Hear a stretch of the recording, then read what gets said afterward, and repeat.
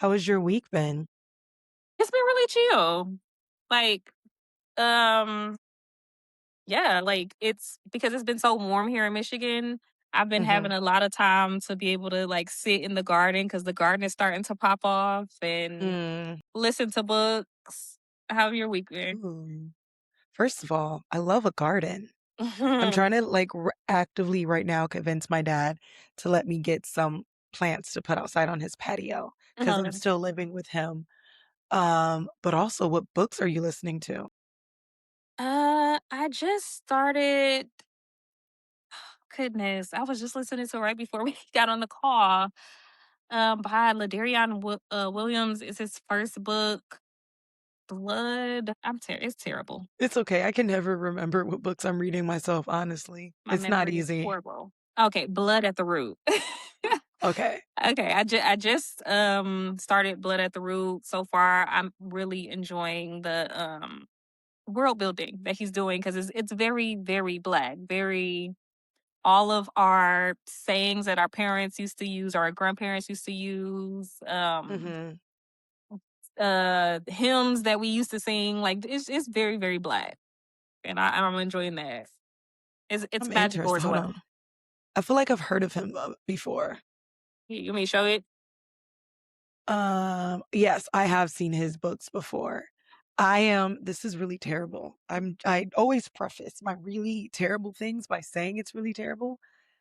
I have a problem reading books written by men. Understand that. I can understand that. I feel like this is only my second book that's written by a man.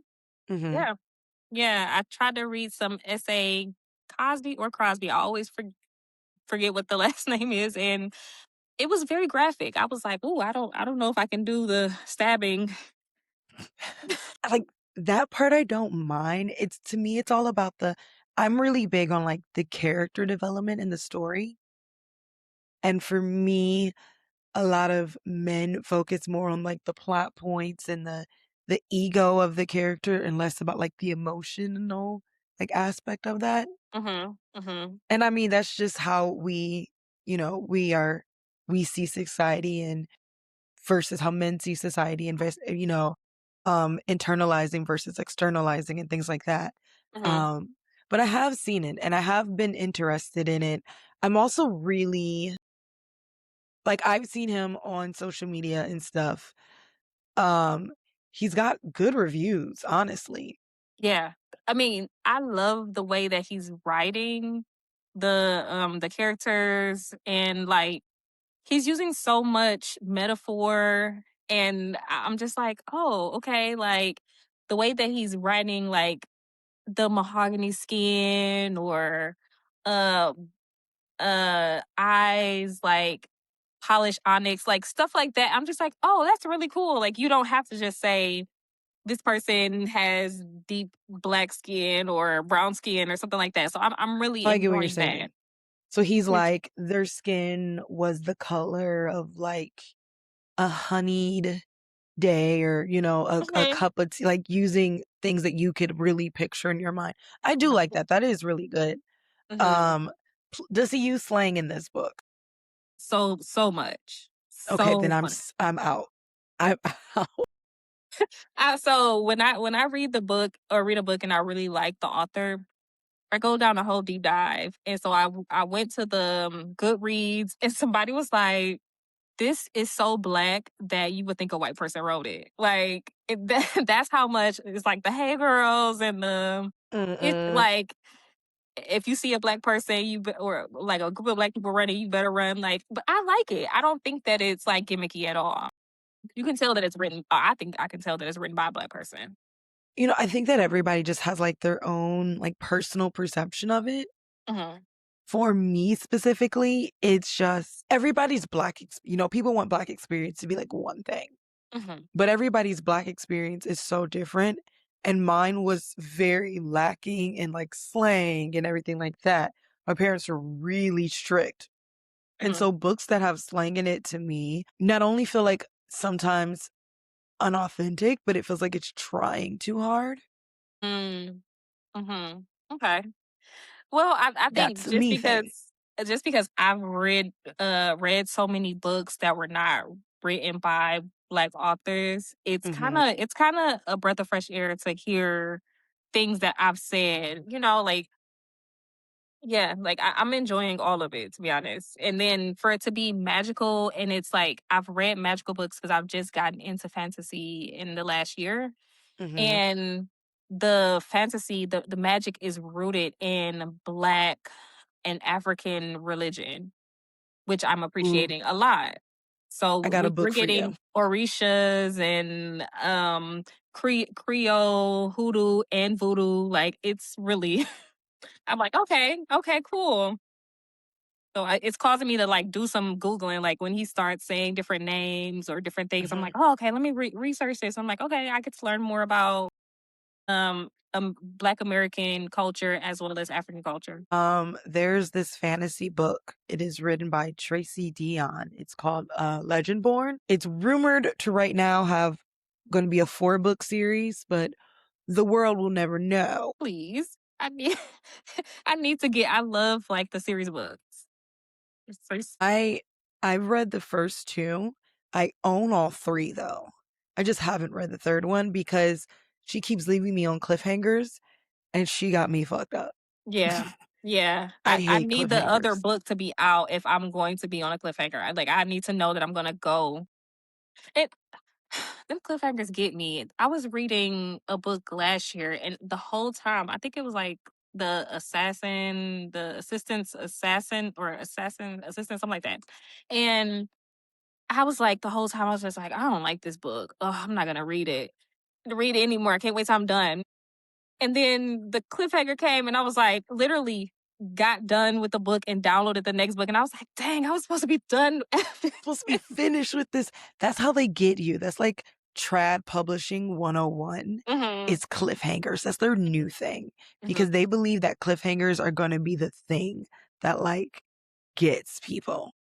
Well, it's getting me because I can tell you, I was just like, I don't know. But then it was like, I need to know what happens next. Hmm. If you are into some fantasy, we'll definitely have to talk a little bit later because I have a lot of fantasies in my bookstore. Okay. Okay. Have you heard of Neil Schusterman, the Scythe series? I've been so deep in like the indie author stuff right now Okay. and just so busy. But I've never really been like a nose to the ground kind of person about all these like but I'm also not big on like really hyped up books. Mm-hmm. Mm-hmm. So usually when the more the book is hyped up or like people are talking about it, the less I'm interested. Well, I can't say the same. I'm a chaos reader, so I'll Mm, just whatever. If people seem like they like it, I'm just like okay. I might do a little quick summary of it, and I'm like okay, I can do this. I'm gonna read it, and then even if I don't like it, I'm gonna finish it too. I DNF a book like it's nobody's business. Really? I DNF a book like it is nobody's business. You will not catch me out here struggling with a book anymore. It's only Okay. because like I have so many books to get through that at a certain point it's just like, Hmm. Yeah. Okay. I can't. I don't have time for this because I have all these other options. yeah. And it's just I don't like Yeah. I don't That's know how I what you felt want about from the me. Court of Thorns and Roses series. Like I was struggling through that first book, but then the second book ate me. I was like, oh god, and it just kept getting good after that, like better and better, and I just fall in love with the characters. And now over, she got me. She got me. So I don't know. I don't want to give up on a book because at the end I might like it, and then I might be stuck in the series, and they might get.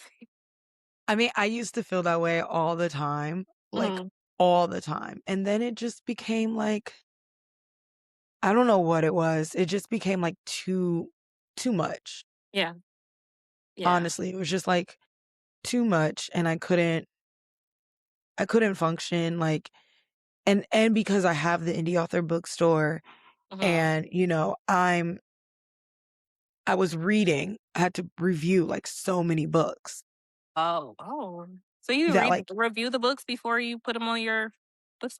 That's cool. yeah, That's so that dedication. every book Wow, I can say like, that's why I I like it. keep it so small. I could obviously have a larger, bookstore if I just let anyone who applied to get in.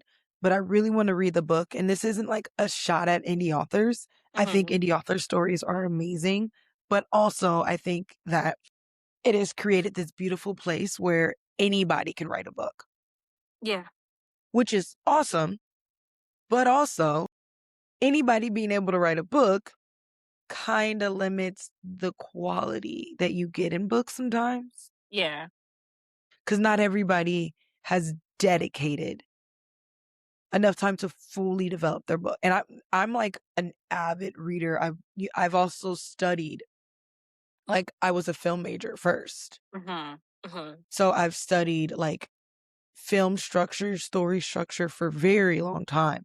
And so mhm, I'm really kind of a stickler for those type of things. And mhm. those are things that like fledgling writers, they don't really know yet.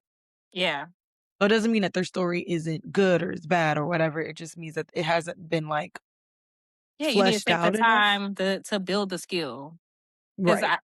um, I don't know if I was telling you, but, like, I'm in the process of trying to write my first, like, um, book, like, and it came out of a dream, and I just was like, "Okay, I wanna try it," and Mhm. I'm just, like, putting words down on a paper, and Mhm.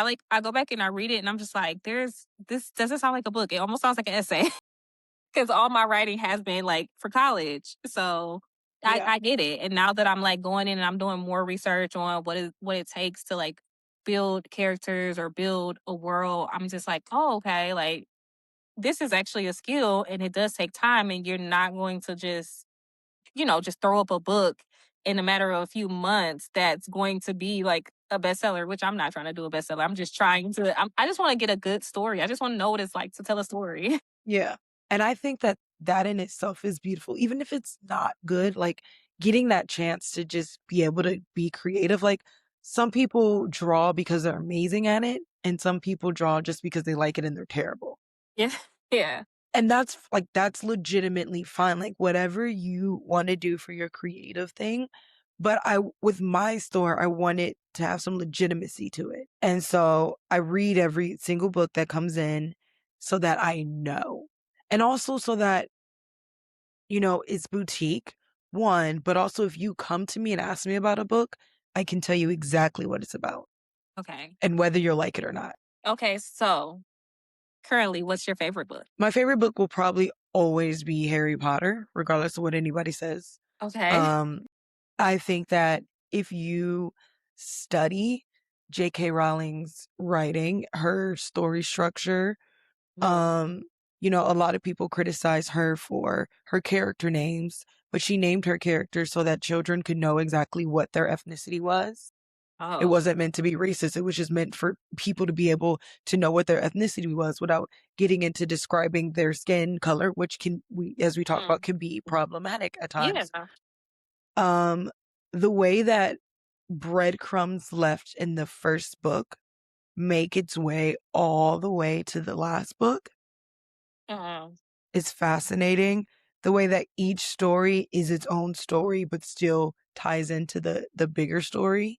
Mhm. That's really hard, Yeah. right? Because the first three books that you read, they all are just kind of telling the story of Harry's life, but they're all very individual stories.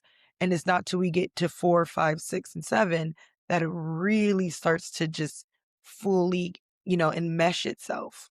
Okay.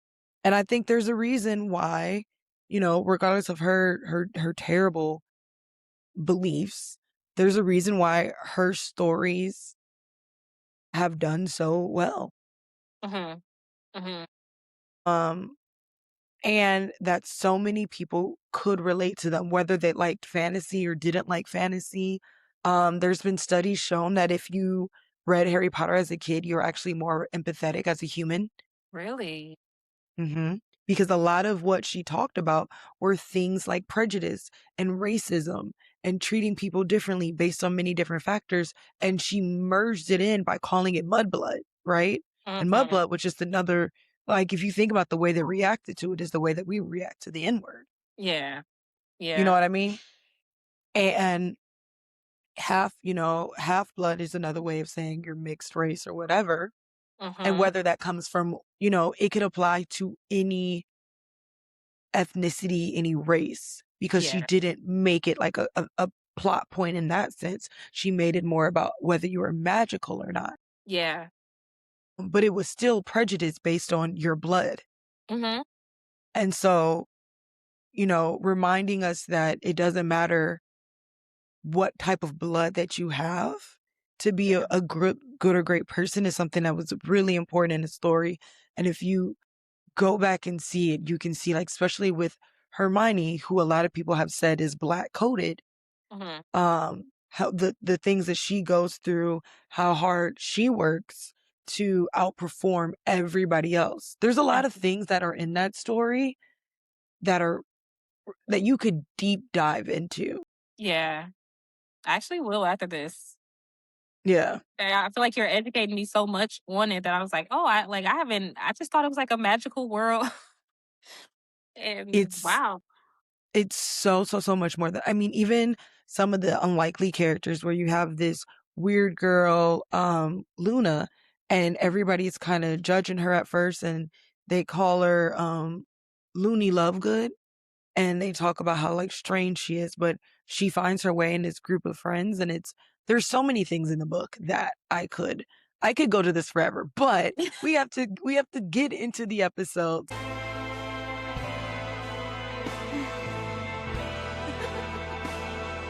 I'm dead. Hello, hello, hello, and welcome back to another episode of Basically Unbothered. Today we are joined by Myra. Myra, do you want to say hi to everybody, introduce yourself, let them know a little bit about you? Hi, my name is Myra. I am the founder and CEO of Agency 811. We are a solutions brand that helps entrepreneurs um, stay consistent and show up online, whether that's project management, whether that's virtual assistant or social media management. We're here to help you. hmm I love this because as a creative, it's not easy. It's so not easy, and a lot of people don't even understand, like, how not easy it really truly is, because you, like, to have to create, and then after you finish creating, which it takes a lot, people think that you just go on a podcast and you're just chit chatting and everything's okay. You're like, no, actually, Mhm. um, I am actually unwell most of the time.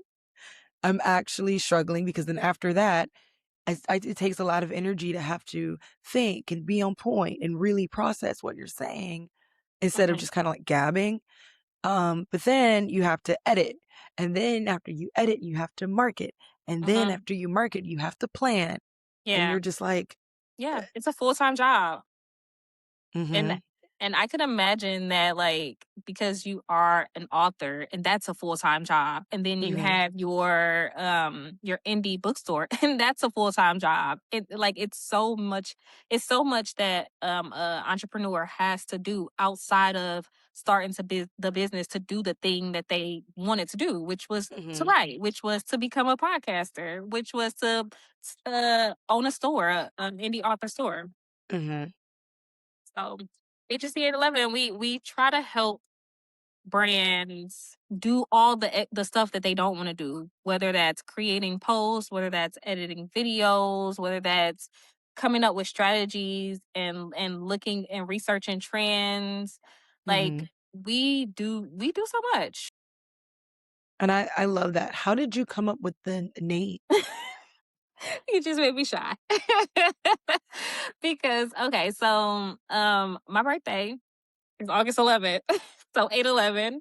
Okay. And I don't know, I've always added my birthday in everything that I do. I just assume that people don't remember other people's birthdays. So I just like, you don't have to remember my birthday. I just put it in stuff. So you could there you go. You have it.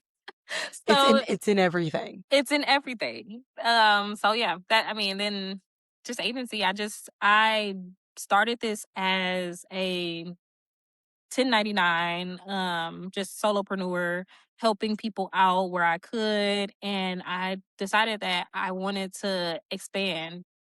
Like, it's cool doing it by yourself, but you don't leave 9 to 5 to create a 9 to 5. I don't think so. My thought process is you're leaving 9 to 5 to create generational wealth. So Mhm.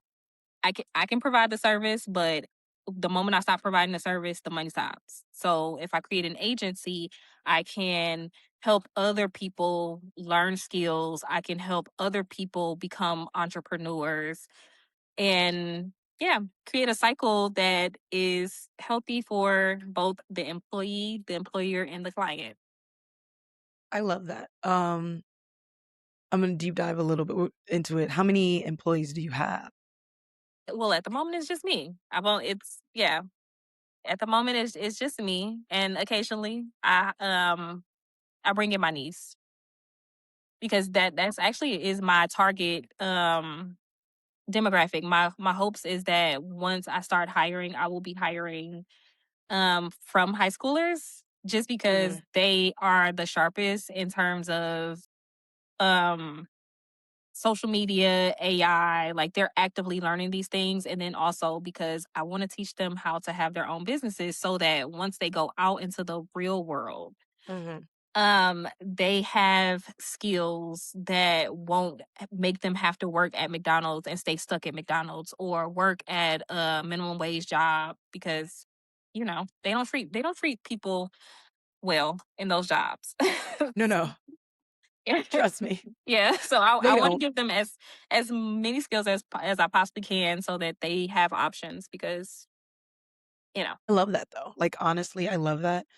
Um, ooh, sorry, I have to my blanket always gets like hold on. There we go. Well, I have to have a blanket everywhere I go. I understand. am one of those people who get cold very easily. Everybody's walking around in like t-shirts right now, and I am in a sweater and some shorts. Mm. And I Have you almost checked put your my iron? headphones on. Hmm? Have you checked your iron? My what? Iron. Oh, yeah. So I've had iron deficiency anemia for a really long time. It's mostly fixed now, but it's still in my blood. My mom is born and raised in St. Thomas and I have like island blood. Okay. So Mhm. there's always a part of me that just is gonna be cold. And Oh. I don't like being cold in general. I like being cool. Mhm. I like being warm more than anything else. Like warm is my absolute goal. And I noticed that my body has changed a little bit. Mhm. Um, because I had like a fibroid surgery and I take like supplements and everything like that. Mhm. Um, but so it's better now, but I'm Yeah. still not a big fan of the chill. And Yeah. everyone's like, "How do you live in Michigan?" And I was like, "How do you?" Touche. Shit's cold. Touche. It's freezing. It is about to be June, and then it's just now getting hot, and it kind of reminds me of like why I don't always want to come back to Michigan because it's like even the summertime is not hot enough. Like I like to be warm, leaning towards hot. So like I said, since it's been warm here, Mhm. I've been out soaking up the sun as much as possible because today is cool. I know, but today I'm happy because I don't mind cool days anymore. Like that's the benefit of me getting like more iron in my system is I don't mind cool days. But it's also I've been I've been like redoing my wardrobe and my like fashion. Mm, Um because I can't wear jeans anymore. okay. Okay. Since my surgery, they press on my stomach and it just it ends really badly. So all of them are like comfy clothes that Uh-huh. have stretch, Uh-huh. right?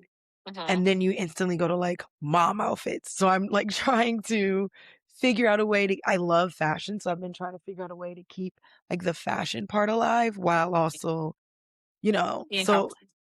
but the thing is that like 60-degree weather is perfect for comfortable fits. Mhm. Mhm. You can So, layer if you want, yes, but it's not like layers constricting layering is my layers. vibe. Mhm. My best friend used to say all the time that fall was my best season Yeah. because I look good in layers. Yeah. And I was like, "All right." She's Okay. like, "That's your vibe." And I was like, "All right, I love it." All right, before we get too much off topic, we are going to dive into our pop culture roundup.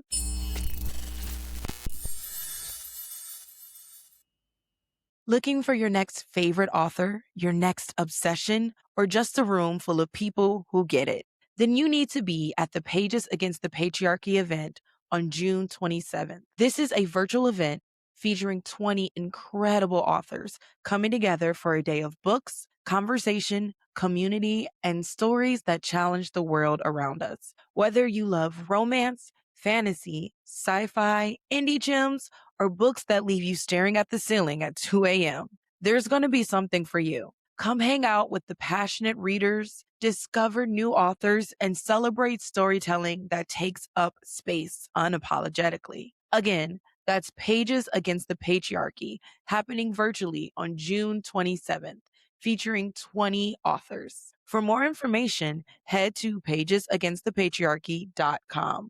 Bring your TBR list. It's about to get reckless. All Okay. right. Our first topic of today is Pete Davidson. Pete Davidson is so interesting to me. By the way, side note, he was just quoted singing Kim Kardashian's praises. And I don't know if Okay. you know that they dated each other. I did. I did Yeah. know. I was During the excited for whole like that.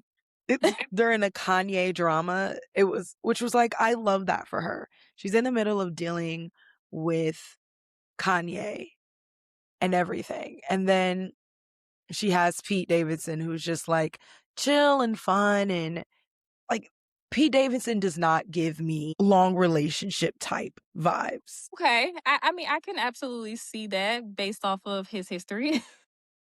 He just, he just doesn't make me think of someone who would be in a relationship for a long period of time. He just seems like his relationships would be fun. Yeah. And I kind of feel like that's what most of the people that we know who have dated him, like I think that's what they were looking for. Like Kanye, Right.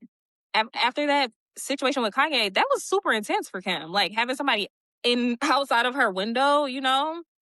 Like Eh, I can imagine like how intense that was. And then here you have this guy and he's like, I just want to love someone. Just anyone, just give me one person. That it didn't seem like a good mix. Like, I mean, it was again, I've said this so many times. There is the Secret Life of Mormon Wives.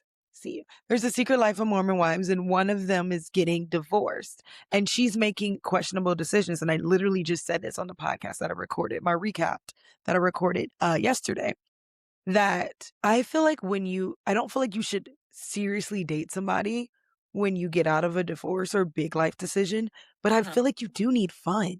yeah, And you do need to be messy and especially in relationships where you have to be so buttoned up and she had to keep so much of what he did hidden and secret and nobody can know that mhm, like she just wanted freedom. Like I can be free. I can have fun. I don't have to worry about rules or restrictions or any of those things. And that's what a lot of people who date Pete Davidson like cling to. yeah, So I was shocked when I found out that he was having a kid. yeah, yeah. This But sound this not really though. But not really though, because he says that he's a family man. He wants to get married.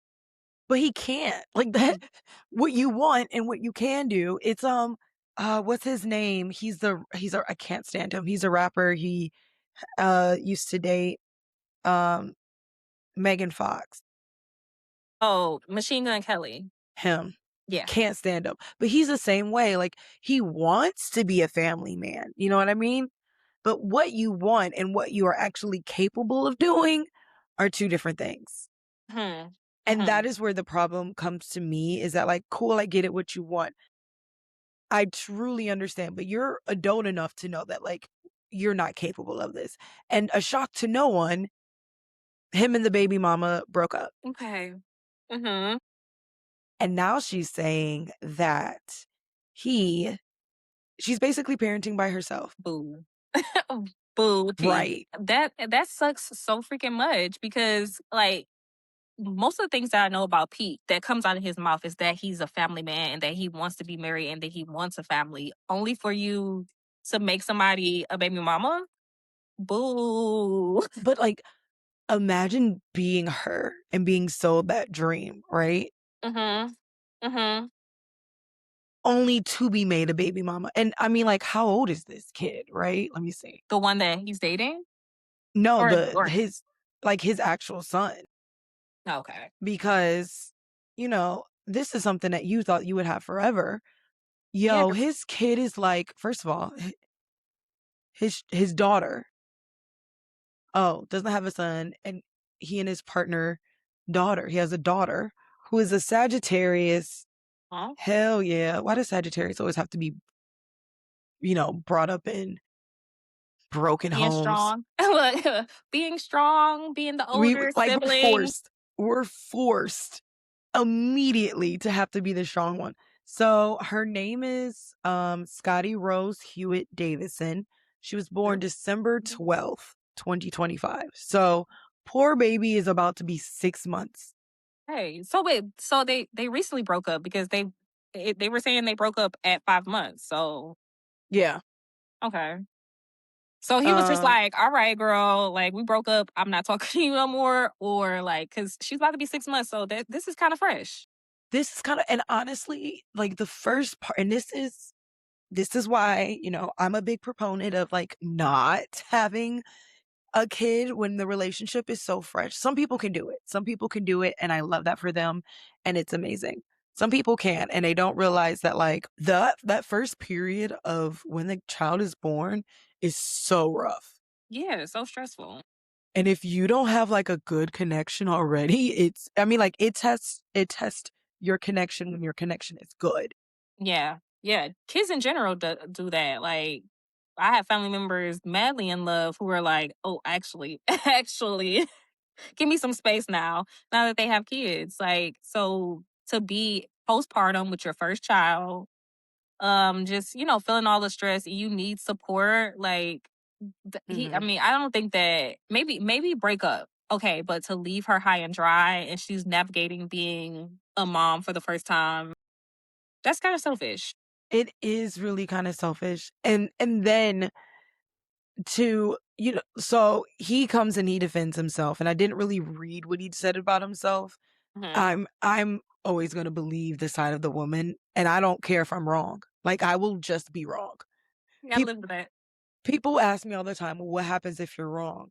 Then I'm fucking wrong. Yeah. I'll be okay. But I'm always going to believe the side of the woman. And then if I'm wrong, I'll be like, well, fuck it, I'm wrong. But I'm always going to give women support because we just don't have enough of that in general. Yeah. So I'm not about to contribute to the patriarchy that already exists, right? Mhm. So Um, okay. go ahead. Okay, so I had this long drawn out thing when I thought about Pete Davidson leaving his ex to be a baby mama, but like I kind of feel a little bit pulled back because they said they broke up at 5 months. The baby's about to be 6 months. So like, is it safe to make such strong accusations in a matter of weeks? Like 4 weeks? Like could we say that he really abandoned her in 4 weeks? Mhm. Yeah, I don't know. I don't know if I can say that, but if he did, it's really fucked up. But I hope that he did not because once again, his whole brand of dating, well, what he wants is to be there for his family, and this is the opportunity for him to show up and be his word. So I've been reading, and so a little bit of saying that like he said he's confused, and that the unusual move turning to social media recently for help. And I guess Hewitt said, I'm currently trying to find an assistant, mother's helper, nanny type, basically right hand person. Apply here if qualified and serious. I I think that she could feel abandoned by him, and she could feel like she's doing it on her own, and that's valid Mhm. because I think that she didn't plan to be doing this on her own. No. She planned to be doing this. with a partner, and whether or not Pete feels like he's there for her and them. And one of the things that apparently was rumorly reported about their relationship and why they broke up was due to new parenthood struggles, a demanding work schedule, and a rushed timeline. So it seems like Pete Davidson is so busy. And one of the things that men focus on when they consider themselves a provider or, like a good partner and a good parent is they focus on whether they can financially provide. Mhm. And they sometimes lose sight of the day to day. Yeah. Yeah, because they don't have the responsibility, or they're not socialized. Even well, whatever. I'm gonna say he was socialized without a father in the home, being close to his mom. So you would think, you would hope, but also maybe not. Yeah. But yeah, he doesn't have that education. And a lot of men don't yet. And it's something that they actually learn oftentimes through going through that with their partner and realizing that their partner needs more than them just to be there financially. Their partner cannot stay at home. Mhm. And for Hewitt, she might just be feeling like, okay, I didn't just look at you like you were a baby daddy and a financial provider, but I looked as we were growing a family and I made plans based on if we're growing a family. And now Mhm. I don't know if I can rely on you or not. Yeah. I'm left at home with this baby. What am I going to do? And you say that you want to financially provide for me now. What happens if that changes? Like I have to, women, people make fun of women for being like strong, independent women, but we're that Mhm. way because we're put in situations to You have be to be. that way. Yeah. So a little tea that might be hot, might be lukewarm, Hold on. Let me get my tea so I can be prepared. but in the video or in the comments of the video where she's saying that she's a single mother, someone is like, I hope it's not financially. And she's like been liking those comments. So it seems as if he's not financially providing as well. So I'm like, is he Lordy, the type these of men. person? Is he the type of person that is like, okay, I'm here and I'm going to be a father if we're together, but if we're not together, then you're on your own? Because I mean, that's so effed up. is it? I mean, like it is for sure. But like, is it something that's so uncommon in this day and age? Absolutely not. No, no, and not even just this generation. I think older generations, they were like, okay, well, if you want me around, I still got to be getting some of that. And it's like, what? These are your kids, your blood. What are you talking about? Look, I cannot make this up. I actually had a guy tell me that the only time that he would pay for food is if we were having sex. Okay, right. So basically, you want me to be a prostitute? I didn't sign up for that. I actually signed up for a relationship. And, you know, women are planners and as much as men like to think that they are, they tend not to be that much. Hmm. And so I just see this as like, it obviously the way that they view contributing and taking care of their daughter is different. And I think that either side can't be immediately dismissed, but it really has to look at like what their values are. And obviously there was a rush timeline, so they didn't have time to really assess what their values were. So, Hmm. that's my fill on it. We're gonna get to our next topic. And our next topic is Mandy Moore addresses the Ashley Tisdale drama. So I'm gonna give you a little background. Okay. So earlier this year, Ashley Tisdale decided that she wanted to enact war upon America's favorites. Hmm. Favorites. Yeah. And she thought that she was going to come out the victor. She was like, "Oh, okay. I'm going to tell everybody. I'm going to expose these moms for what they are, and then everything's going to be great." And then everyone was like, "Ooh, this landed poorly." But Yeah. basically, she made a essay, an article, and she sold it, and it was talking about how her mom group that she had formed during COVID was Hmm. toxic and bullying her. Hmm. And so immediately the internet sleuths were like, who was in this mom group? So they go back to those photos at the time and they see who she's taking photos with the most. And some of the people were like Megan Trainor and Mandy Moore and Mhm. Hillary Duff. Like some of the most I mean, Megan Trainor can be a little problematic at times, but some of the people who really aren't looked at as like drama people. And so everybody was like, ooh, this is weird. Mhm. Hillary Duff's husband Hillary Duff's husband got like an award on my podcast, like the Petty Award, Yeah. because he trolled the fuck out of her. Mhm. And I loved it because Yeah, I she fucking saw. deserved it. So, and he supported like Mandy Moore when she was, going to a thing, and Mandy Moore, was Mm. very appreciative. She's like, this is what friendship is. Yeah. Um, And then it got really weird because Ashley Tisdale started hanging out with Hillary Duff's estranged sister. And it was rumored that they're estranged because of some political views. Really? And it was rumored that one of the reasons why people started not talking to Ashley Tisdale or like excluding her was for some of the comments that she made because Hillary Duff's husband was like, you don't know how to read the room. You don't know when you're making people uncomfortable. You don't know when you're being out of touch. Okay, and I can see why you would not wanna be around a person like that. And it's not a mean girl stuff. It's like if we keep telling you like this makes us feel uncomfortable or we don't agree with this and you Mhm. keep trying to sell us on your dream, then guess what? Yeah, you can't come to the party anymore. You have to go Just and hang out like with people that you are aligned with.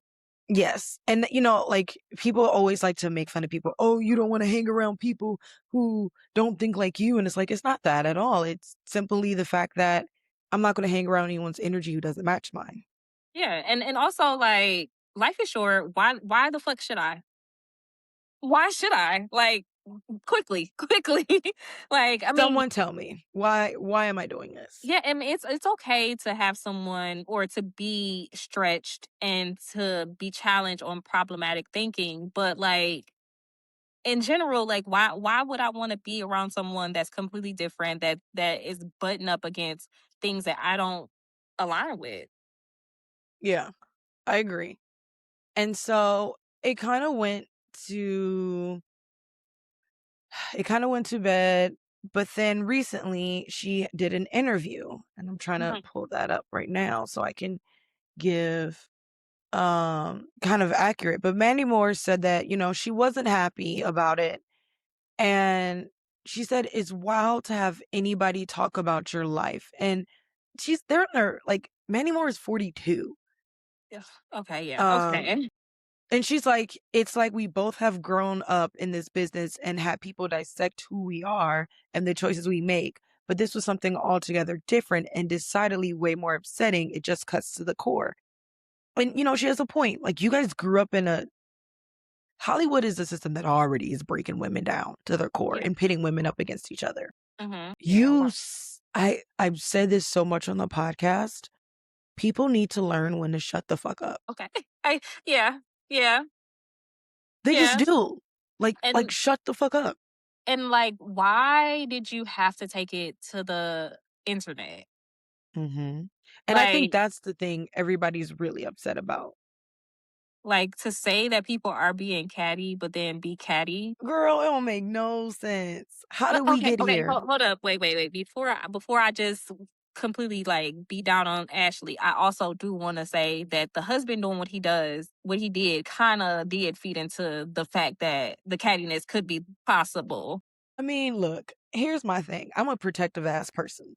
I'm Hmm. a protective ass person. The quickest way to get me to be petty is to come after somebody I love. Yeah, Especially when I know that the person that I love is not affected process. by Yeah. it Hmm. and it hurts them. And, they're not the kind of person to like publicly address it. Hmm. Oh, it's going to be me. I Yeah. tell my mom all the time, who is messing with you? Oh, we going to talk about it. She's like, no, you don't have to. Oh, we will. Hmm. No, and not that I don't have to. I want to. I've Yeah. literally done one of the most, like, I was so terrified. I addressed like my uncle once. Mm-hmm. And that scared the shit out of me. And it's not like I don't love my uncle. I love my family. I Look, love you're a all of my fire family. sign, darling. We just don't let I stuff am. sweep under the rug. It's like, and what did you No, mean by that, actually? yeah. And like I was probably highly disrespectful and I own that shit, but I don't let anybody talk shit about Yeah. my mom. Yeah. Period. Point blank. You're not going to do it. And so he probably felt that way and I do agree like it fed into it, but everybody else was remaining quiet and he was probably the one that's like this is fucking dumb. And he did it in such a way that it really made the entire situation like it pointed out the like comicalness of this. Mhm. Like this is like what you said. This is a girl who's writing about being bullied and people creating drama in a toxic mom atmosphere. And then here she goes. Cause the truth is that it could have been just a simple blog post, Mhm. but you Mhm. sold it to someone. Yeah. Because you wanted It that money, you wanted that attention. You wanted that money, you wanted that attention. And that's the real part where it's kind of like, that's Yeah. the part that bugs me. Like, and I've said this so many times, I have problems with a lot of people. I Mhm. will say some of the things that have happened to me, but usually I keep those situations to myself. Mhm. Mhm. There are certain situations that I do talk about, but like, if I'm fighting with someone, I'm not about to get on I have a platform to do that. I'm not going to. That's my personal business. Yeah. Yeah. And then, And I mean, go ahead. no, you go ahead. But then, I mean, yeah, you can. We have freedom of speech. And if you're the type of person who is public with their private information, yes. But then you can't really get mad because now you just opened a whole slew of people because she has a very big platform to like then weigh in on what you said. And then you said the mom group. And of course they're gonna handpick the most notable names. And then you didn't, well, did she clear it up? I No. to say, oh, She okay. stood 10 toes down. Okay, Cause then so you went and hung out with one of the members' estranged sister. Like that to me says it all. Like mhm, the enemy of my enemy. Sure, maybe. But I'm gonna be clear. In my worst fights with people, 9 times out of 10, yeah. I didn't go to the people that they hate and be like, oh, you Yeah, now we're wanna friends. now we're friends, you want me to give you all the deets? Like, no. No. I'm too grown for that. And I'm not even as grown as they are. So I know they too grown. Yeah, that was really, it was really petty. It was childish. And I mean, she wanted to take those shots. I think she enjoyed the like attention that it gave. And Hmm. she was like, okay, let me feed into this. And I'm pretty sure the sister is like, okay, finally somebody who understands my perspective of things. Like, hey girl, like they were being mean to me too. So They're being mean to that's me not, because I had elitist, racist, potentially thoughts of other people. But, let's all join together and be friends. yeah. I don't know. Yeah. All right. Our last topic in the pop culture roundup is Queen Latifah. So recently she was on a podcast with Angie Martinez, I believe it was. And Mm-hmm. this was the first time I found this out. So it was shocking to me. Queen Latifah has a partner that is a woman. Mm-hmm. Wait, you didn't know that? No idea. No What? idea. They've been at like award ceremonies, like carpets together. They have a kid. Did you know that? No, I found that out from the clip. And I was like in awe. Like, what do you mean? What? You What are you didn't wait, but talking about? for the longest time, everybody's been like, Latifah's gay. And yeah, well, I will say because I am in the LGBT community. Um, so it was like a big thing for us. It was just like finally, we felt vindicated. I I live in the outskirts of I'd say the outskirts because Mhm. that's kind of where I feel like I am on the outskirts of the LGBT QIA community as well. But like, I'm also, it's hilarious because I do these pop culture segments and like I have my recap where I recap things, and people must assume that I just spend my days consuming all of this. And the truth is, absolute, I'm way too fucking busy. So like things get go under my radar all the time. Like the only Mhm. things that I like for my pop culture stuff, I'm not just going and being like, "Oh, what did I see today?" I'm literally going on sites to Mhm. find things, to be like, "Oh, this would be great to talk about." I don't know about all of this stuff. And I try not to get super involved in the people, like celebrities' lives, because I know how they feel about it. Mhm. Mhm. And Except I Ashley don't Tisdale. want to, I, Like, but just see, like kidding. that was something that was like brought to me. And I Mhm. don't know. And I don't know much about it. The thing that really made it interesting is Ashley Tisdale has this brand, um, Fresh French, and I love their body sprays. Okay. And so there was a moment where they were talking about that she was like a Trump supporter. And I was like, oh, I might have to give all these back. And now I got to find a body spray that I love. Cause I'm very, like, I don't, right now, I don't know if I'm giving the vibe, but I'm very earthy. Like, I'm, as a person, I've been Mhm. thinking about this a lot. As a person, as a soul, I'm a fire sign, but as an energy, I'm Yeah. more grounded and earthy. And so I very much love like essential oil body sprays. And that's something that's really hard to come by. Mhm. Which is why I'm working on making my own. And I did find this really amazing one at the Easter market that I loved so much. And they were, I'm like, I'm using them as a guideline to create my own because theirs was just Mhm. so fantastic. Um, Like, what scents but are we looking forward to? I just knocked down so many things. Hold on. When you have too many things in your office, it's not about like scents.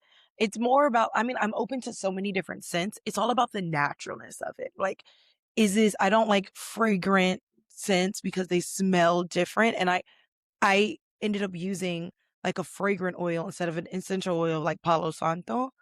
Mhm. And it smells completely different than I thought it would. And that happens so much. Um, but like that's how I got into that. That's why the Ashley Tisdale, and I love like Mandy Moore and I love Hilary Duff. And that's kind of how those things kind of came to be. Yeah. But for the Yeah. most part, no, I'm not in No, no, whatever no. I I see. was saying that typically people they want to keep their business to themselves. I said unless you're Ashley Yeah. Tisdale, then you make a podcast and sell it. I mean, or Yeah. a blog and Right. sell it. And so I agree. Like, so getting to see people who really truly keep their business to themselves and they're a big celebrity, I respect that shit. Like, I don't go deep diving. Um, there's Kale Lowry, she's from like Teen Mom. Mhm. She has like a lot of stuff go on sometimes and she waits. First of all, she waits until she herself can profit it off of her networks, which I fucking Love love. that. Like, Love but that. she waits until she's fully processed the moment to talk about it.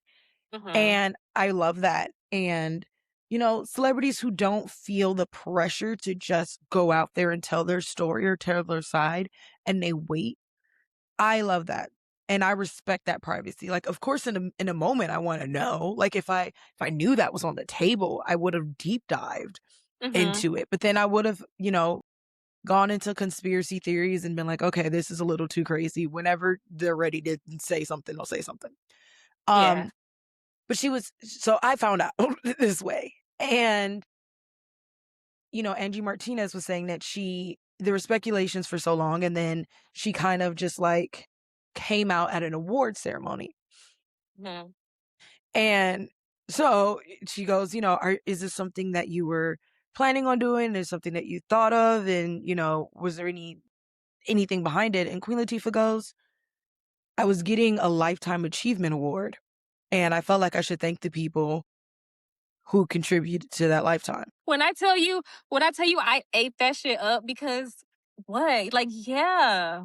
Yeah, like seeing entertainment, being inside of that world, you always want to like we always want to make people's conversations a big thing. And Hmm. she was just like, it was just it was just a day. And I just wanted to like shout out these things because it was the day.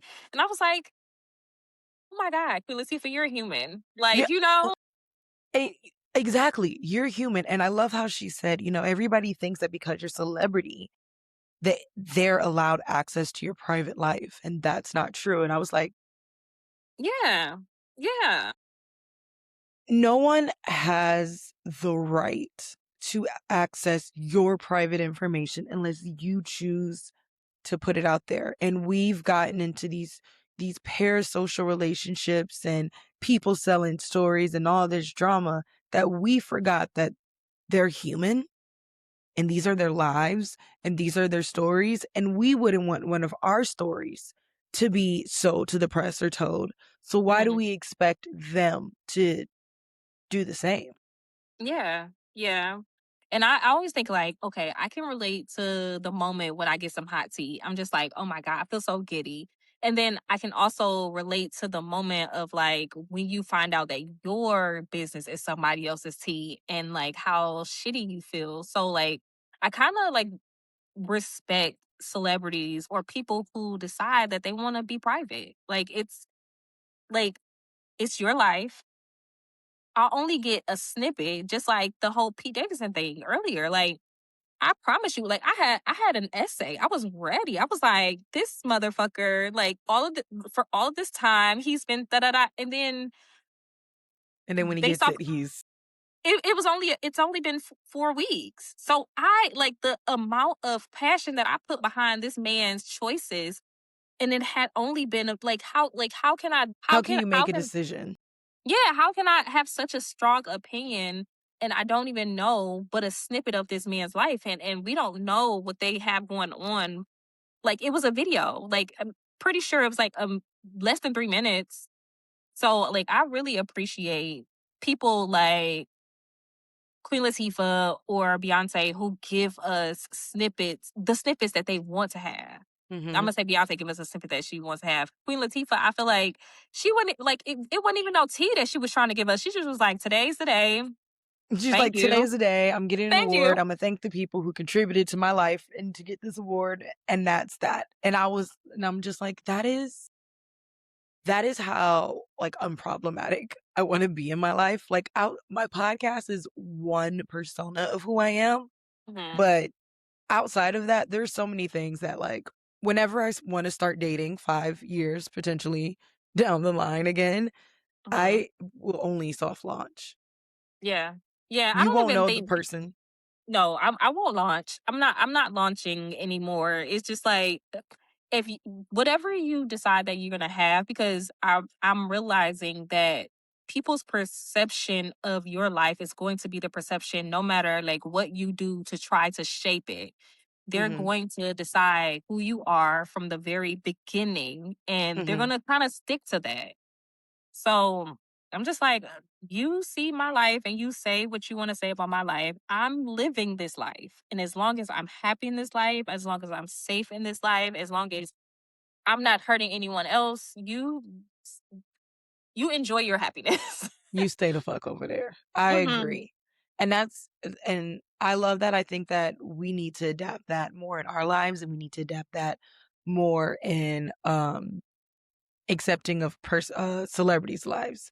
By the way, I was looking, and because Beyonce is so private, literally nothing about her was in pop culture or the media or whatever. And then I open up my phone today and it's like rare sighting of Beyonce as Jay-Z prepares for his historic concert. And I'm just like, You see, like we're not really chatting about their personal details because and like seeing them is like a cool thing versus yeah, like when you're telling us all about your business we're like I want to say like Krishan Rock like we're looking to see like girl what's going on with your baby like what's going on with your baby daddy like when you are sharing all of your stuff online and I kind of miss back in the day like celebrities like everything was conspiracy with celebrities I kind of miss that. I just read an article about them talking about there was a mystery to celebrities that we just don't have now.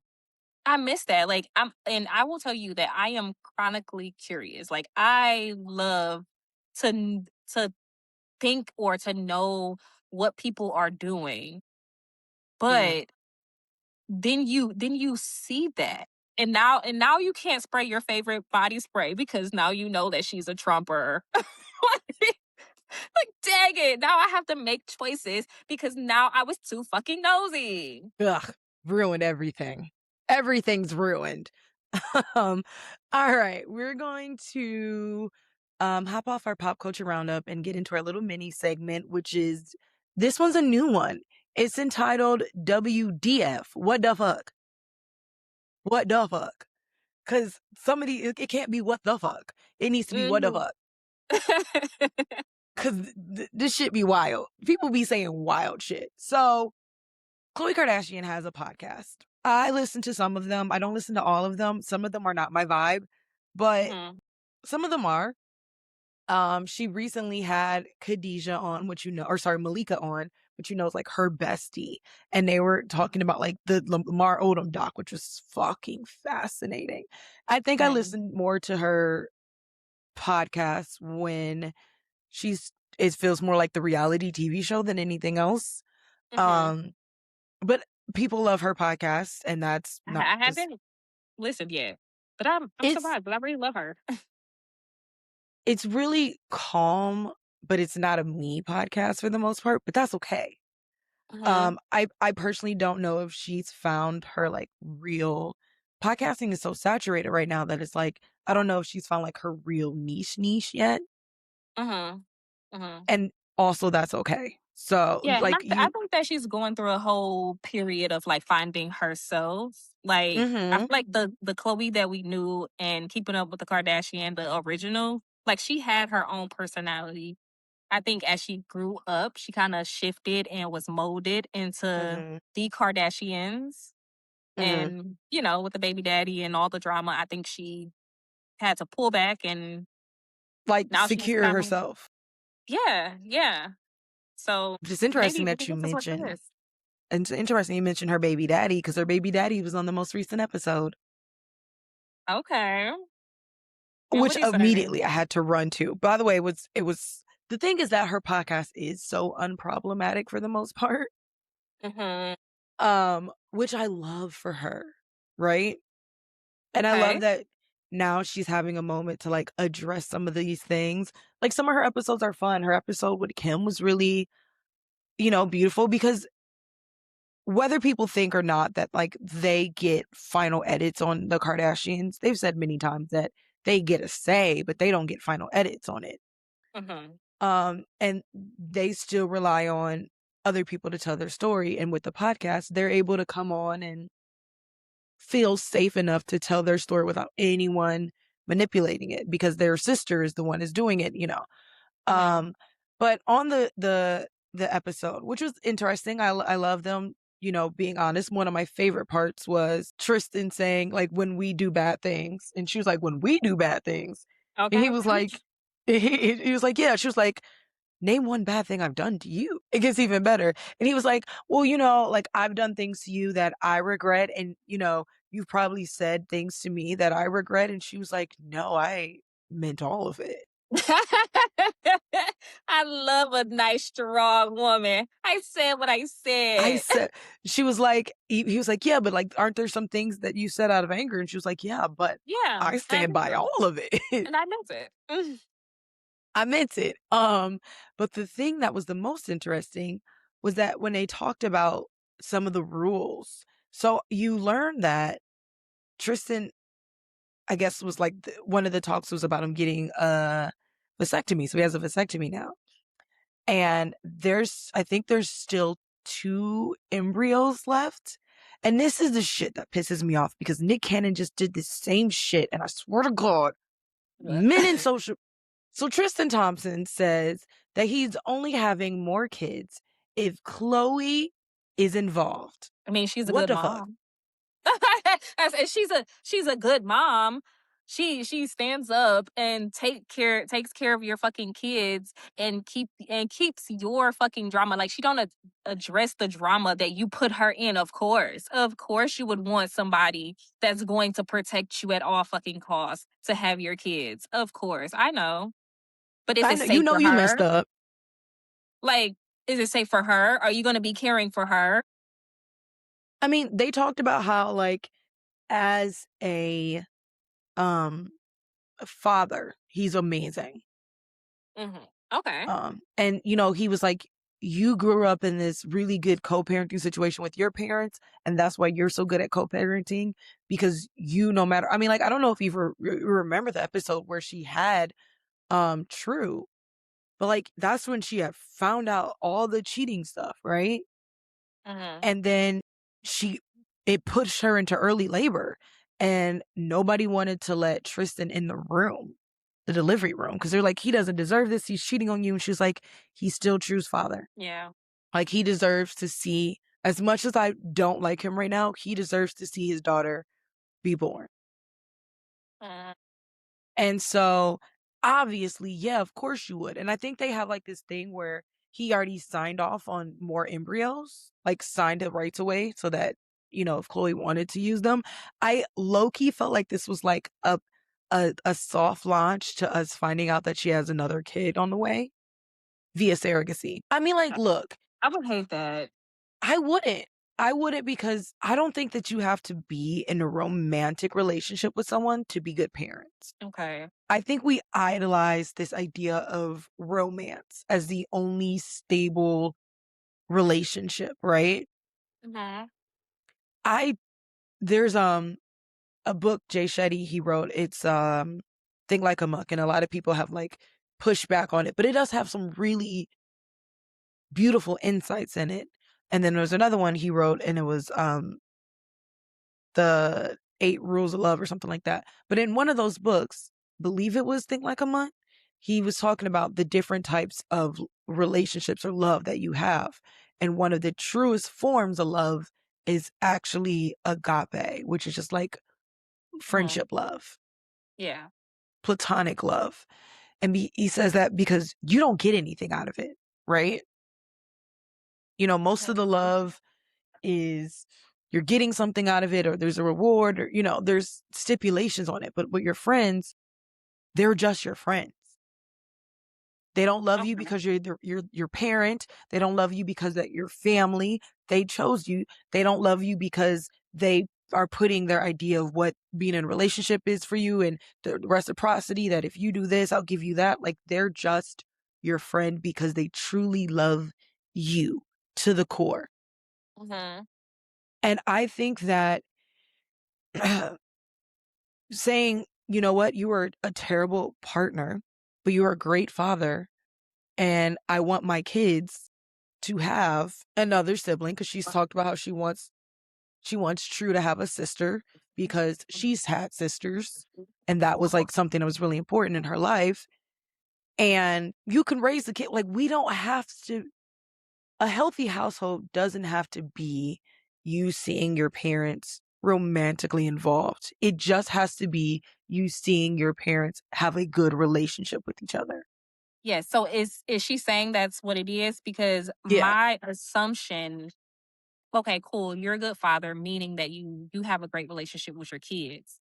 But to have me be involved is like I don't know, like not that I want them to romantically be together, but based off of the actions that he has taken in the past, it has shaped the type of person that I see him as. Hmm. Like, like you close friendships that you were, cheating with or like so, I don't know. I can't I'm okay with the fact that he is a good father, but parenting is a partnership. So are you a good, partner in that for her? Are you safe for her as well? Or are you just good for those kids? I think that they talked about how they're like friends now.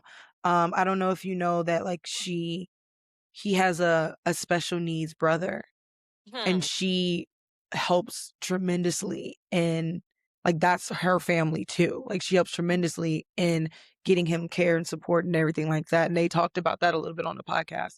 But I've always been like I was in a relationship for 8 years with a liar and a cheater. Hmm. And I've always said I think that he was a great friend. I think he was a terrible partner Mhm. because as a friend, you get to see somebody at their lowest, but their lowest doesn't always affect you. And their stupid decisions don't always affect you. And some of their unhealed parts don't always affect you, right? Okay. Yeah. And you're removed from it because again, I don't have this feeling of like we're supposed to be going through this together. Why are we not talking about it? It's a betrayal. That's different. Um, for my situation, I think that my boyfriend at that time, um, I think there was a lot that I know there was a lot that he went through, and I know that when something significant happened in his life, our relationship changed, and our relationship never went back to what it was before that. And but he was still a good friend. And when I found out that my mom had breast cancer, he flew down here or up Mhm. here technically to be here for me. Like, he is truly a good friend. I think that he could be a good person. I don't think he can be a good partner. And that was just in the past. I don't know what he can be now. Okay. So I guess I always like have a hard time trying to separate. Like, okay, if he's a good friend, what was lacking in the partnership that couldn't work? Because if he like, because I think of friendship or a partner is just a friend that you have sex with, right?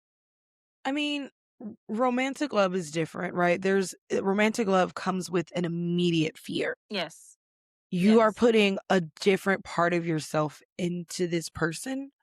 Hmm. And you are sometimes opening up in a way that's different that you feel like if someone betrayed you. And I mean the same thing could happen in friendships, and I guess it's all about how we frame it, and we don't treat friendship breakups the way we treat real breakups, and we need to more. But it's Yeah. more about like there's always like this fear of being accepted by your partner or this fear of being betrayed by your partner. And Okay. I think that that fear and a lot of it is also mirrored in how we see our parents, right? Hmm. And how they showed romantic love, which our parents don't have to show romantic love with each other, but just romantic love in general, that Hmm. affects the way that we treat romantic love. And so for me, I just see it as like romantic love to me is one of the most insecure loves. Very few Yeah. That's a good times, and point. I'm not saying that you can't have a secured love. There are a lot of people who do. There are a lot of Hmm. people who don't. And Hmm. simply because they've never been mirrored secure love. Um, I see attachment issues. So there attachment issues, you have like a secured, you have anxious, you have avoidant, and then you have anxious avoidant. Yes. Um, and I see more of those flare up in relationships than I do in friendships. Now they show in Yes. friendships still, Yeah. but they flare up more in relationships. And I don't have the study about like the body chemistry that's different about, romantic love and how it affects your brain differently. But I would say that it's so fearful Hmm. um that people react and respond differently and people mirror differently. You can see your parents have great friendships throughout the time, but you may never see your parents have great relationships. Hmm. And that doesn't make you a bad person per se. That just made you bad at relationships. Yeah. See, I still kind of struggle because I like once again, like outside of the attachment, Mhm. which that I think that is big for a romantic relationship, like everything else that you're doing with your partner is what you do with your friends. So like once again, if I was your friend Mhm. and we made plans to do X, Y, and Z, and then up until the moment that we're supposed to do whatever this thing is, you feel like, okay, me and Myra, we're going to be going on this trip. In the moment that you're about to get on the plane, you find out that I'm no longer getting on the plane. Mhm. Would you want to go to more trips with me? No. But here's Even interest. though on the other side of the like maybe we have gone on a trip and I'm the best time on the trip.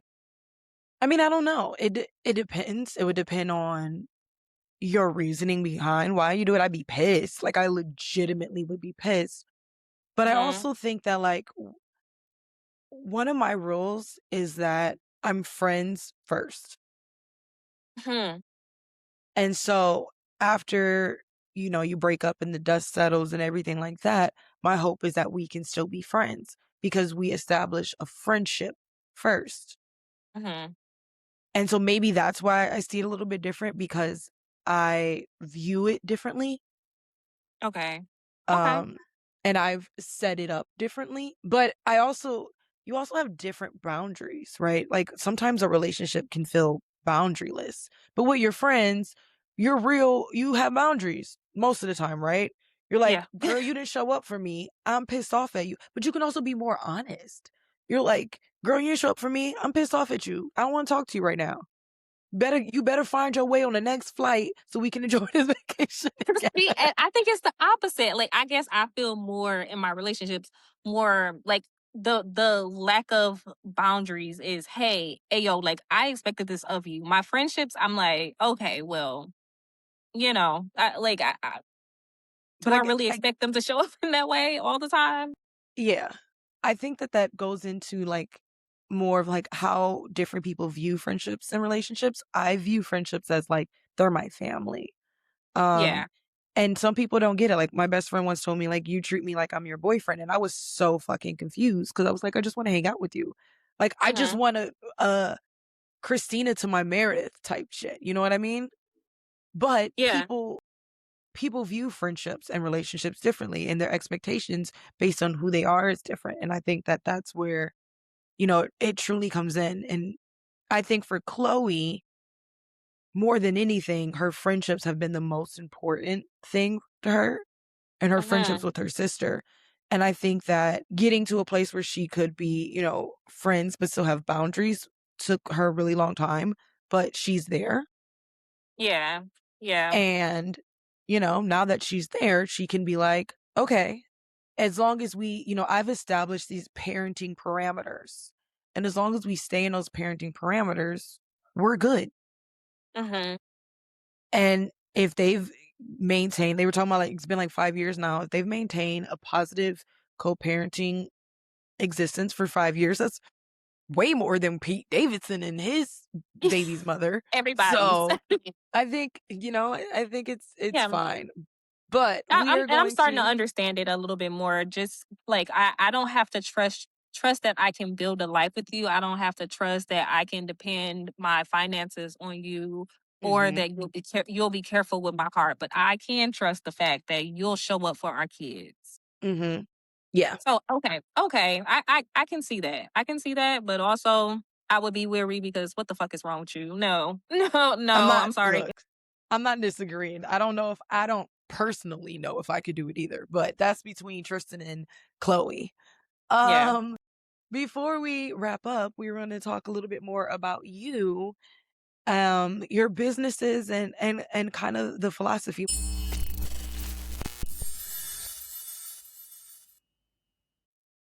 Quick pause, because if you love dark stories that don't flinch, Olympic War isn't a soft love story.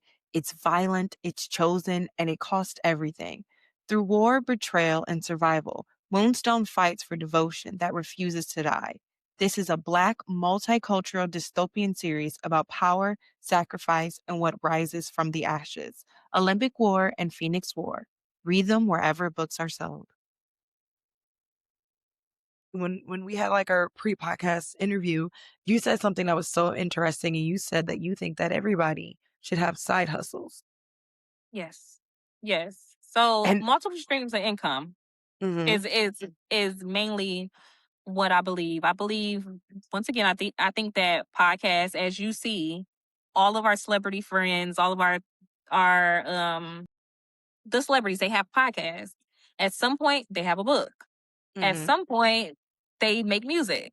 Or mhm, they have TV shows, like different forms of outlets that you can get residual incomes from mhm, is what I think I was well what I know I'm trying to say. I'm not disagreeing with you.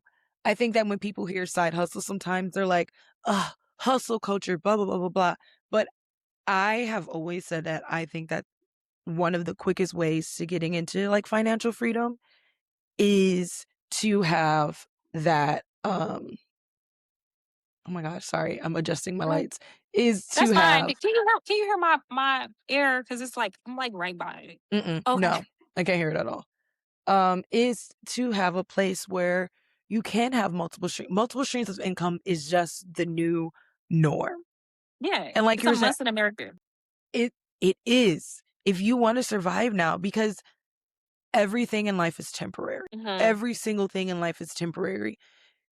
One, but two, why do you have to stick to one thing in your life? Like, why Hmm. do you have to limit yourself to only doing one thing?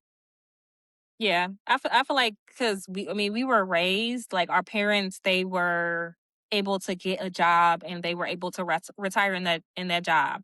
Mhm. We don't have that privilege. We at most a year to 5 years if we're lucky in a job. And in between there, we're lucky to like automatically be able to go into the next job. So, Yeah. like, I think that building something, for example, like a book that you can, like, your job is just to market it because it's done. Once it's done, it's done. Or a podcast, because you get to build a brand. People get to know your personality. They get to understand what you are all about. Also, it's your platform, so you get to control the The narrative, narrative. and then also what the sponsors that you work with. Mhm. Um, yeah, and I I'm just like music. Go ahead. Go ahead. no, I just think that like I am so like my mom always makes fun of me because I have ADHD, right? And so she's just like, so you just hop on a new idea. And I'm like, yeah. And she's like, so what happens when that idea ends? It ends. Okay. It either lasts or it ends. Like Mhm. putting this and I used to do that. And the more that I lean into my ADHD and more of who I am at my core, the more I understand it, it's just like there's nothing bad to it.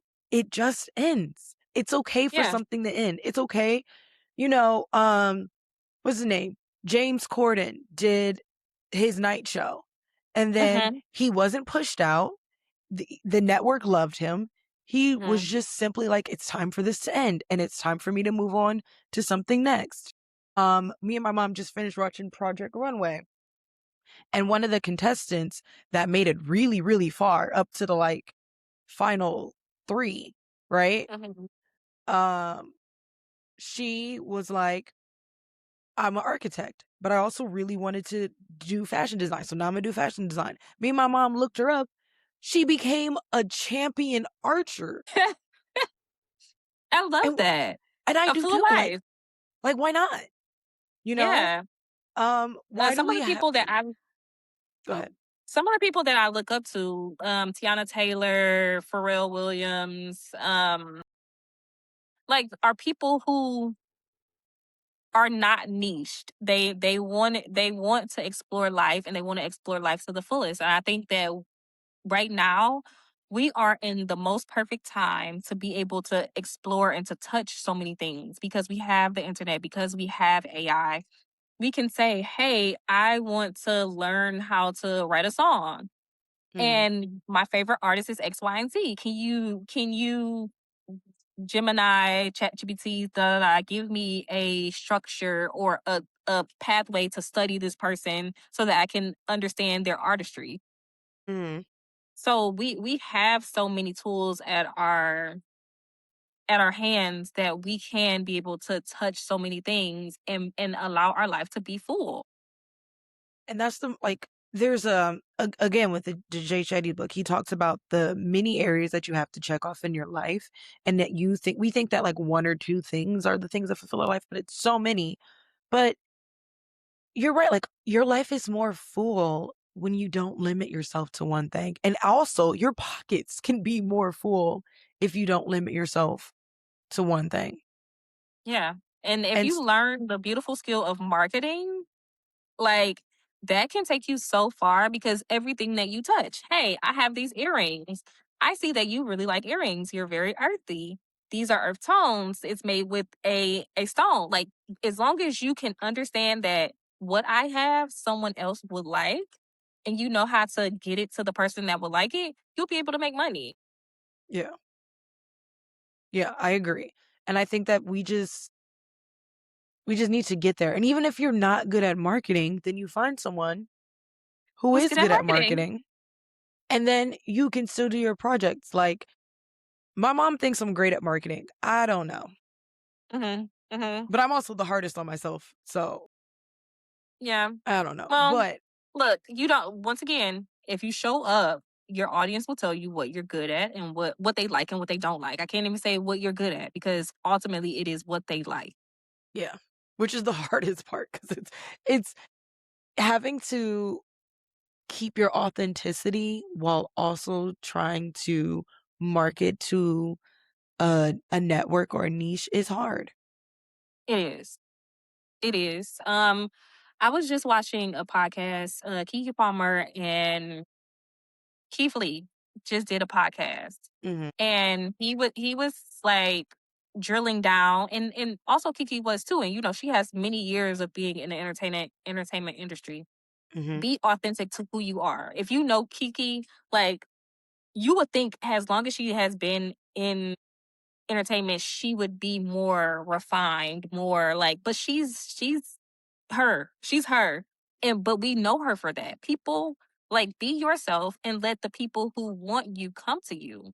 mhm, Don't think that you need to be this polished and able to sell to everybody because then you lose your authenticity. You become a model at that point. Which I mean, cool. If you want to be a model and you want to be brandless, that's cool.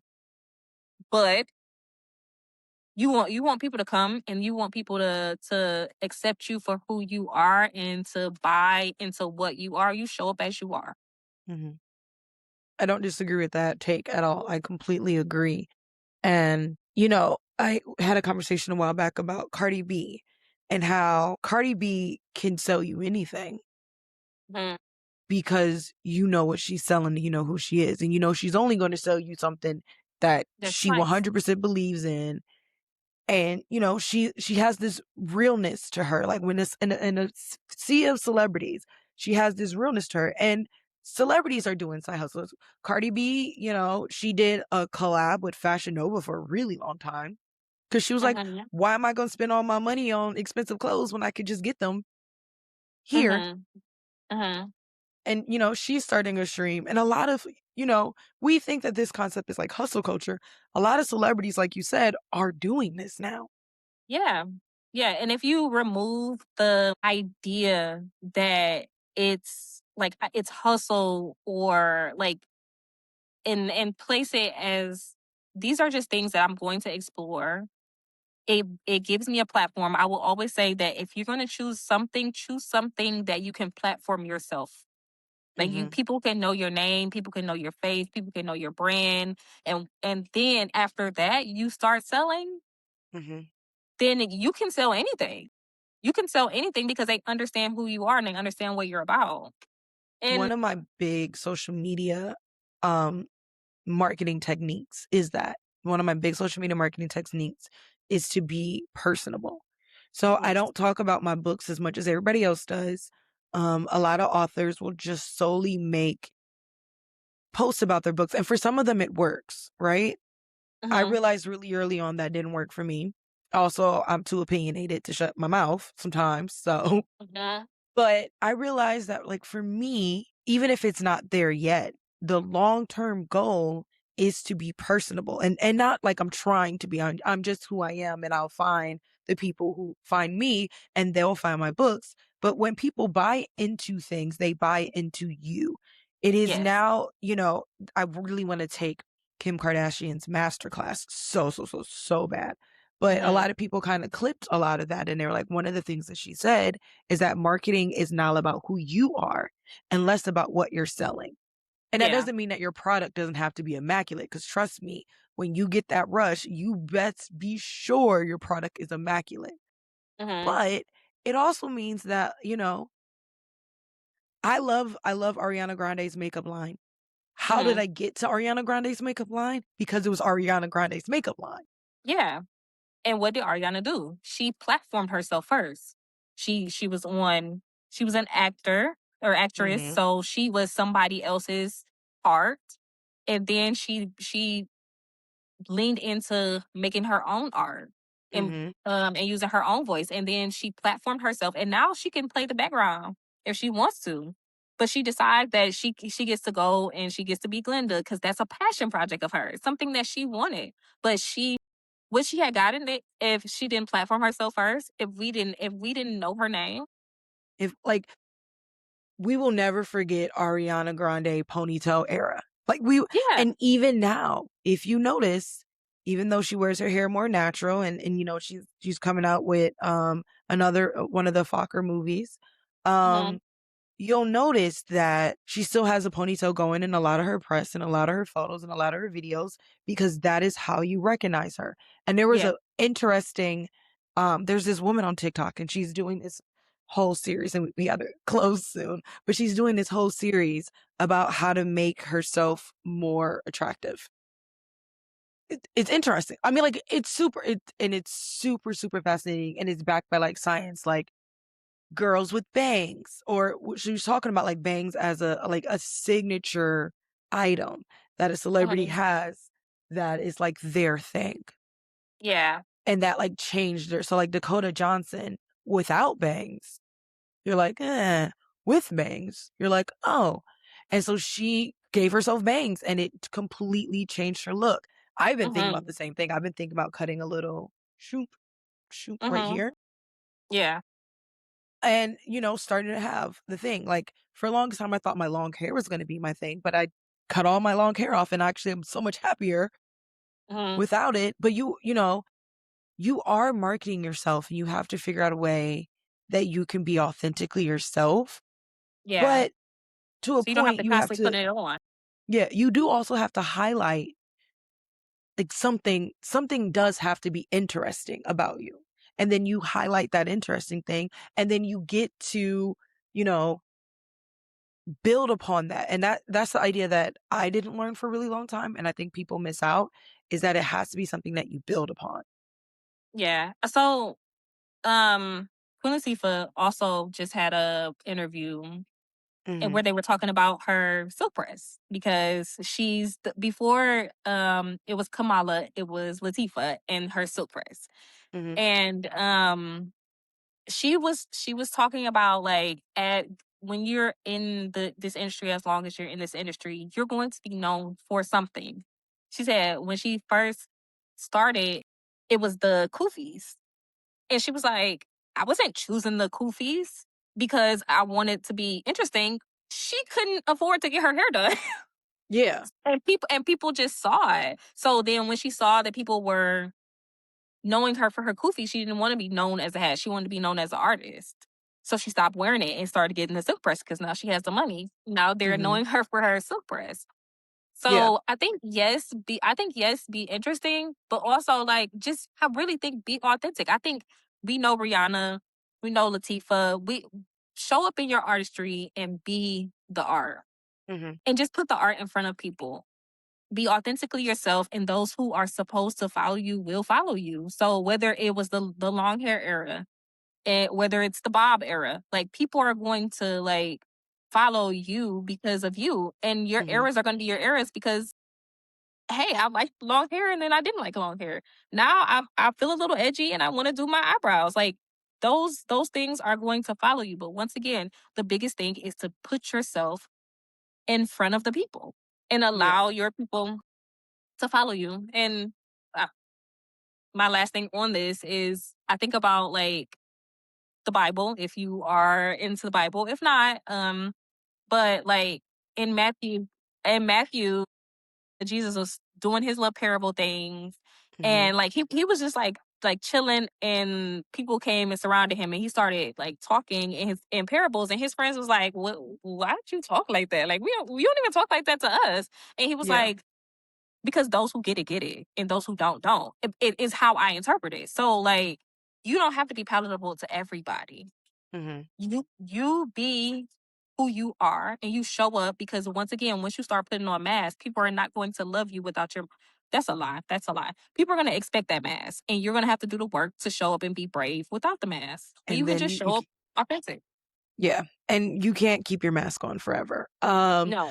We are coming to our close. Let everybody know. First of all, I loved having this conversation with you. You are welcome back to the podcast whenever you want. Thank you. Um, I but I have so many notes that we didn't even get to, and I was like, "Ugh," I was so time, shy. no, time goes by so quick on a podcast, like you don't even realize it. Yeah.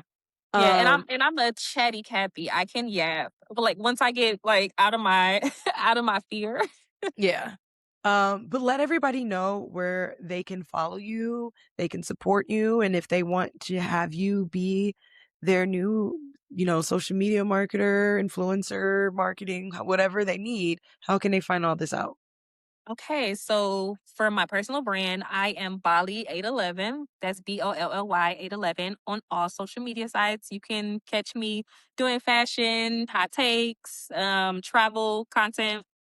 And then as for my business, if you are a busy entrepreneur who wants to show up consistently in your business, or you have an idea that you're ready to um bring to reality, but you don't know where to start, you can Mhm. reach me at Agency 811 on all social medias. My website is Agency 811. Yeah, and I would love to support you and help you start living in your dream. Okay. Well, thank you so much for being on the podcast. I really appreciate it. And like I said, you are welcome anytime. Hey, I would love to come back. All right. And I mean it. I've actually been like thinking about sending like messages to all the people I've done a podcast before. Like, y'all got new topics? Let's talk again. But until then, thank you guys so much for listening to Basically Unbothered. And we will see you next time. Bye. Later. Gabby Gabs Podcast.